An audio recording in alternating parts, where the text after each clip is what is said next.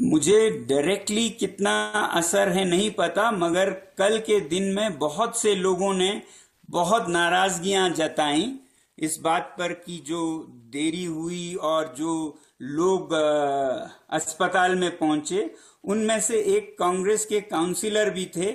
मगर उनका भड़ास ये था कि उनके ही गांव के ये दोनों लोग थे जो अस्पताल पहुंचे, उनके गांव के ही लोग थे, तो वो बहुत गुस्से में बोल रहे थे। मगर मेरे ख्याल से कांग्रेस का ऐसा पकड़ कुछ भी नहीं है लद्दाख में कि उनके वजह से 5,000 यूथ बाहर सड़क पे आ जाए।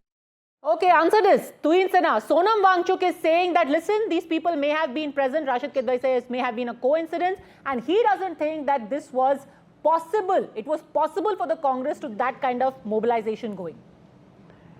Well, Padmasha, what Sonam Wangchuk says today has to be taken with a pinch of salt. He's an involved party over here. His entire role in the incidents leading up to today's situation is suspect. Because, like Harshvardhan ji very correctly explained, one of the reasons for these ongoing protests is the land given to him being taken back because of his inability to do anything with that land. So how can we take him at face value? Number two, I always considered Rashid Kidwai, my good friend, as one of the very sensible pro-Congress voices. But today I'm appalled when he equates Rahul Gandhi with Jayaprakash Narayan. Jayaprakash Narayan's call for student protest was a result of the emergency imposed by Indira Gandhi. On the contrary, today you have a very healthy, very robust democracy. But I today take a very strong offense to Rahul Gandhi, the leader of opposition, using, very frivolously using words like hydrogen bomb gira denge, atom bomb gira denge. He's speaking the tone of Asim Munir. And I think everybody on the show should. I was saying political parties have used political parties. It's a dog whistle to protesters. It's a dog whistle to all those people inimical to India's interests.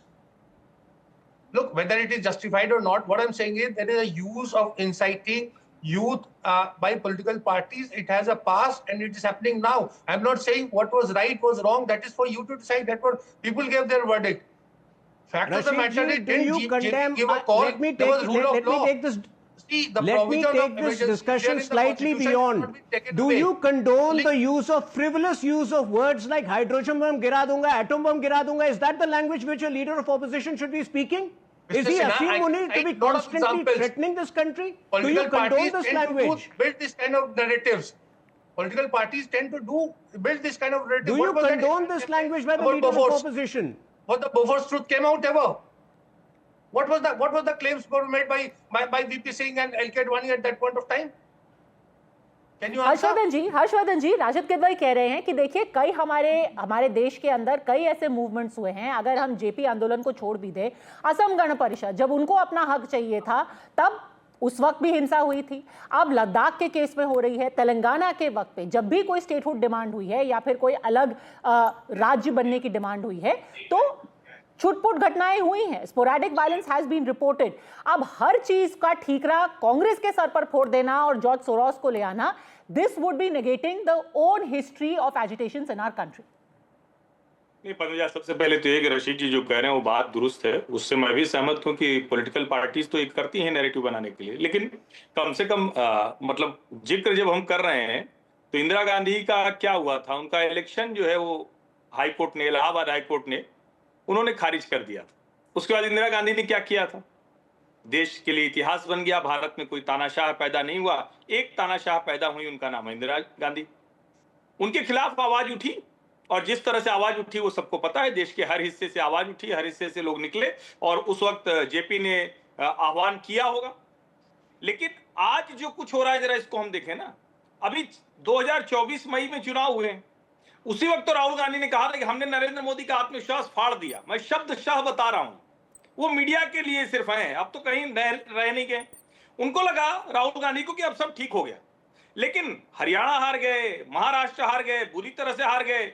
Delhi में Bharatiya Janata party ने सरकार बना ली, अरविंद केजरीवाल और राहुल गांधी एक साथ आ गए। सोचिए, इतने गंभीर आरोप के बावजूद आज जो आरोप केजरीवाल और राहुल गांधी एक दूसरे के ऊपर लगाते हैं, दोनों जमानत पर हैं। वो रामलीला मैदान में एक साथ थे, देश भूल गया क्या? उसके बाद ये नैरेटिव शुरू हो गया, सब कुछ कहा जाने लगा कि नहीं नहीं जेनजी चाहिए, देश जेनजी बचाएगा। सवाल ये कि हमारे देश में पॉलिटिकल नैरेटिव बनाने का तरीका क्या है? एजुकेशन ऐसे ही होता है, वो कह रहे हैं ऐसे ही आंदोलन गढ़े जाते हैं। नहीं नहीं, ऐसे नहीं होता। लोगों का आह्वान करके सिंहासन खाली करो, जनता आती है। सिंहासन खाली जिंदा करो, कौमें जनता 5 साल आती तक है। इंतजार नहीं करती। भाषण में फिर कह रहा हूं कि भाषणों में आप कहिए ना, लेकिन जब आप प्रेस कॉन्फ्रेंस करते हैं और प्रेस कॉन्फ्रेंस में एक भी फैक्ट ढंग का नहीं रख पाते। इस बार तो कांग्रेस के लोग दुखी थे कि उन्होंने कहा 6018 वोट काटने की कोशिश की गई। ओके, नहीं बताया पूरा सच, पता चला कि सिर्फ 25 त्रिपाठी जी को याद होगा, राम मनोहर लोहिया ने कहा था जिंदा कौमें 5 साल इंतजार नहीं करती। वो क्या मतलब था? Was he not inciting? लेकिन अल्टीमेटली तो चुनाव से ही सब कुछ हुआ ना। क्या कभी ऐसे हुआ क्या जिस तरह से राहुल गांधी कर रहे हैं? उसका क्या आप मान रहे हैं कि लोहिया जी गलत कह रहे थे उस समय? कोई एक उदाहरण उस तरह का हो जो बताए, एक कोई उदाहरण आपके ध्यान में आ रहा हो कि जिस तरह के व्यवहार राहुल गांधी कर रहे हैं ऐसा व्यवहार किसी ने किया हो?